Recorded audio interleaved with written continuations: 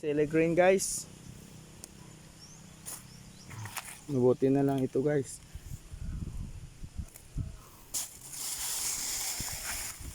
Ito guys. Harvest tayo. Update. Ito hindi na ito pwede guys. Hindi na ito mabinta. Iwan natin ito. Tapon. Sayang. Mga ganito kaganda ang kukunin natin.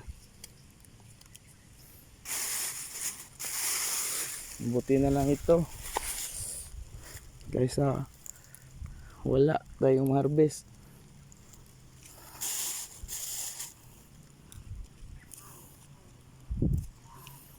Ito guys,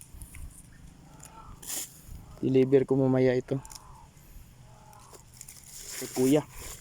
kay Kuya Pauls. Deliver ko sa kanya.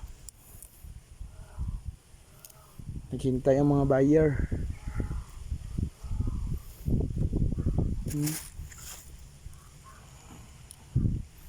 Kala ko kunti, dami pala guys. Meron din itong mga ganito guys, hindi na pwede ito, reject na yan.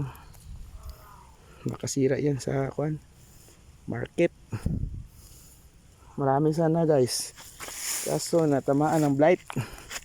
Ganito ba, merong putik-puntik, tapo na yan kasi hindi yan kukunin ng buyer at mamimili ng merkado. Shipment pala ito guys, papuntang Maynila.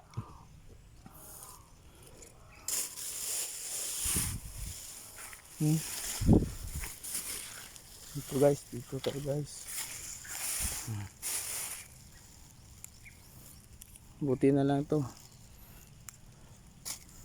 Mga ganito guys. Mainit kasi dito guys, kaya ito nag-blight. Hindi ko na abunuhan, hindi din na sprayan kasi nabisi. Yan ang mga itsura niya guys. Ganito mga guys, so sili, hindi na ito mabinta sa merkado. Iwan na lang yan dyan guys. Sayang guys. Ito naman guys, bago lang itong tanim. Marong mga sitaw din dyan. Ito kunin na ito guys. Taniman ko rin ito ng ng saging na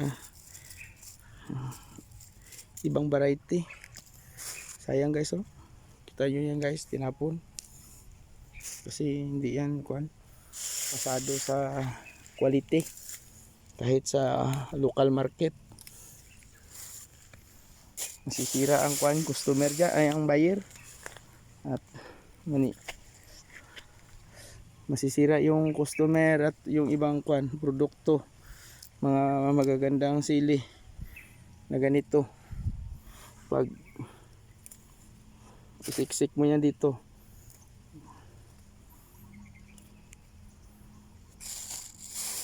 dito guys, meron na rin bunga-bunga siya guys, oh. Unti-unti. Kung dito natamaan ng init guys, dami na yung bunga.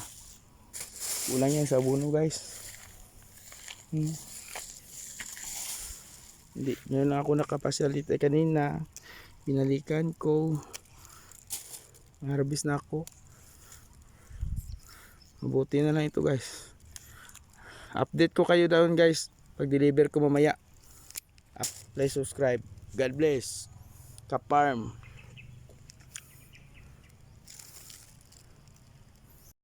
Pinpin. Update ni guys, pato guys. Pato. Tanaw sa siyang pato guys, oh.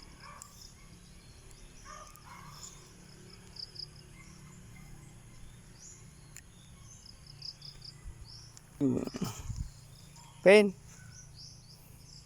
Tanaw tatay pato, pen. Di ba nga baka nagda? Gusto mo yung baka. Pauga ito gulang saging karon. Sila ka ba yung hambala mo nga may bagyo baka dyan?